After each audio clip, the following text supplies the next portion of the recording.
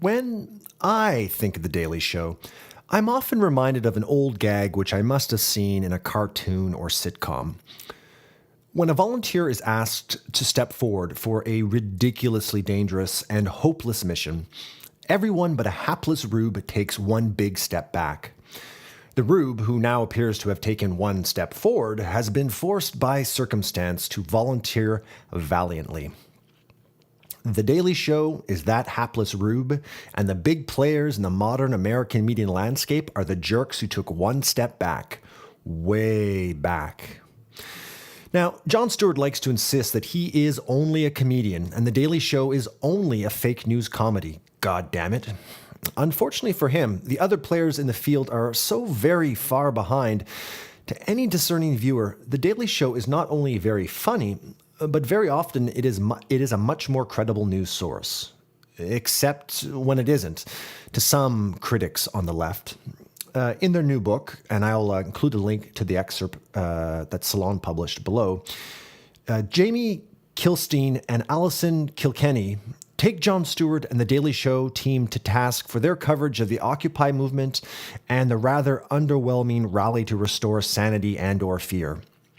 They suggest that Stewart's politics are not only dead wrong and a violation of the trust he has earned over the years, they even go so far as to imply he is part of a corporatist agenda to ridicule public protest and activism.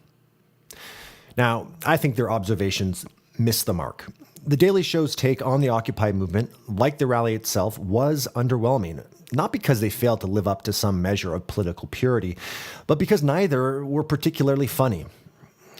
Good comedy is hard. It takes passion, commitment, and when it is about current events, a lot of research. You need to care a whole lot to be very, very funny. My sense is that the team wasn't terribly outraged by the Occupy movement, and for whatever reason, they settled on a desperately unfunny premise for the rally. They didn't fail because of their politics. They failed to honor their one and only duty to be funny.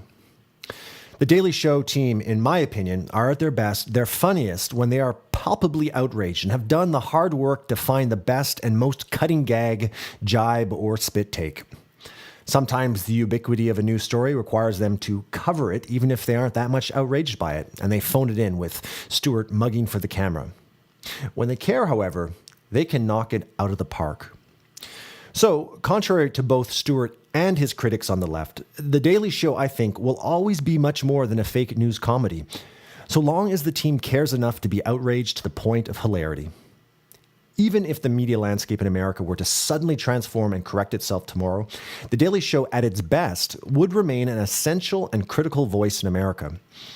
Whether Stewart wants to admit it or not, for as long as there have been jesters poking fun at kings, the best comedy has always been a form of activism.